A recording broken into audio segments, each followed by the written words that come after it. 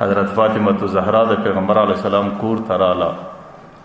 حضرت علی رضی الله عنه سره د دواړه رالو پیغمبر علیه السلام باندې پوښتنه کوي چې رالو پیغمبر علیه السلام ناس د سترګو سه اوښکې راسي. حضرت فاطمه زهرا ورته د الله رسول جاړې په سبا ورته فاطمه د معراج په شپه باندې مې د خپل امت زنانې په جهنم کې په ډېرو سختو حالاتو کې ولیدلې. د پیغمبر علیه السلام د خپل امت د انسانانو سره دومره محبت و که د ټولې دنیا د مندو محبت یوه خواته کې د پیغمبر د محبت لسمې حصې ته نسي رسېدی.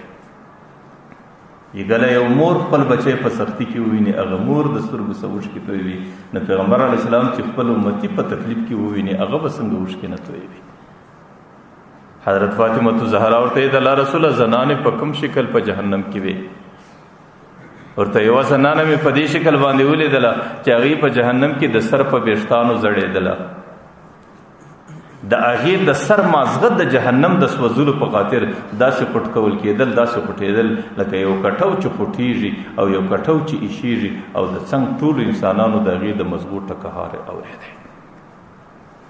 تاسو ګوره یو طرف ته د سر په ویښتانو زړېدل دا تکلیف دی، بیا د جهنم په اور کې سوځېدل دا تکلیف دی، بیا د جهنم په اور کې د سر په ویښتانو باندې زړېدل او د دماغ خوټ کېدل د دې تصور او فکر سړی نشي کولی.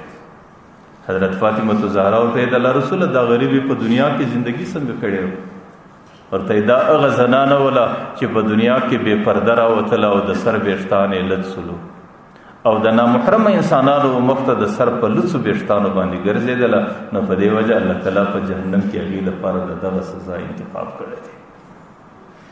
زه دا درته وایم چې نن سبا زموږ پر معاشره باندې تاسو نظر وساتئ چې تاسو ما مخکې بار بار درته وایم په دې خپلو خړو کورو مخه ته وځئ، تاسو دې ښارونو ته ووځئ چې دا ټول د مسلمانانو وطن دی چې په دې کې کوم حالات دي. سر دا د زنانې فرده ده، ستر دی، او سر ویښتان دا د زنانې مستور اندام دی. که چیرې د زنانې د سر ویښتان څلرمه حصه په لمانځه کې ښکاره سي د زنانې لمونځ نه دی صحیح. او دغه رقم د زنانې په ستر کې د سر د ویښتانو مکمله حصه داخله ده.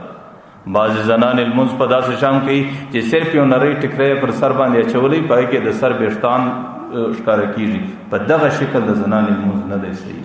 بعض زنان داسې کوي چې پر وږو پر دې خوا پړونه اچولی چې کومې د شا د سر پښتۍ هغه در ویښتان هغه در دې پړونې وتلي، په دغه شکل باندې د زنانې لمونځ نه دی صحیح.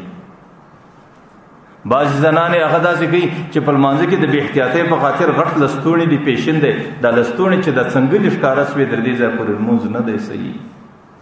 اوس خو ناسور د پیشن یو ناسور جوړ شوی دی، هغه دا دی بعضې زنانې هغې پیسې غټوي، دا یو پیشن جوړ دی.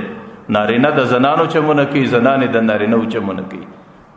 لیکن چې د کومې زنانې پیسه چې لږ غټه وله د هغې څخه د دې پونډۍ یو حصه ښکاره سوله، دغه زنانې لمونځ نه دی صحیح. لیکن زه تاسو ته دا وایم یو ستر دی یو پرده ده. ستر دا د لمانځه سره کار لري. په ستر کې مخ سړی لڅولی شي، لاسونه او پښې زنانه لڅو ښکاره کولی شي. لیکن یو پرده ده، پرده د سره صدرنوکه پورې هغې ټولو پر زنانو باندې لازمي ده. او پرده د لمانځه سره کار نه لري، هغه بغیر د لمانځه سره. لیکن که چیرې بعضې زنانې دا بې احتیاطي کوي، هغې د کور څه د باندې خو په پرده کې ګرځي، لیکن په کور کې د ننه د لیوره و مخته، د خسر و مخته، د لیوره د زوی و مخته، د نورو قریبانو مخته دا ډېره بې احتیاطه ګرځي. کله کله لستوڼي رانغښتي څنګلې ښکاروي، کله کله غاړه سره خلاصي ځیګرې ښکاروي، کله کله د سر ویښتان ښکاروي، کله پونډۍ ښکاروي.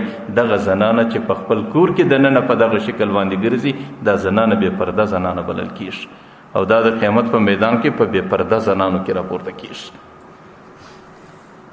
د کور د انسانانو و مابین کې که څوم دې ته خدمت کول مشکله خبره ده، او د خدمت سره د خپلې پردې حفاظت کول دې ته مشکله ده. زه وایم چې کومه زنانې سره د آخرت فکر ورسره هغې ته نه ده مشکله. لیکن کچیری یو زنانه وای چې ماته مشکله ده بیا کم سے کم شریعت کې اجازه ورکړي دغه شکل اجازه بلا ورکړي چې لکه زنانه چې پر لمانځه باندې ولاړی چې صرف سترګې ښکاره دي او صرف لاسونه او پښې ښکاره دي لیکن نور به دې پڼ پړونه یې پر ځان اچولی په هغې به د دې د سر د ویښتان ټوله ښکاره دا نه معنا چې دې به نري کالي اغوستي دا نه معنا چې د دې د بدن ټول اندامونه به په کالۍ کې ښکاره کېږي دا نه معنا چې دا به کښته پورته کېږي د بدن د اندام هر جز به معلومیږي او دې ته که محرم ګوري که نامحرمه ګوري که د کور خلک که د کور د غیر بغیر خلک دغه زنانه بې پرده زنانه ده دغه زنانه بې حیا زنانه ده او دا د قیامت په میدان کې په بې حیا زنانو کې راپورته کېږي او بیا به د دې سره د قیامت په میدان کې د بې حیا زنانو چلن کېږي او د بې حیا زنانو یو شکل دا دی چې د قیامت په میدان کې هغې د سر په ویښتانو په جهنم کې ځړېدلې او پیغمبر علیه الصلاة والسلام ولیدلې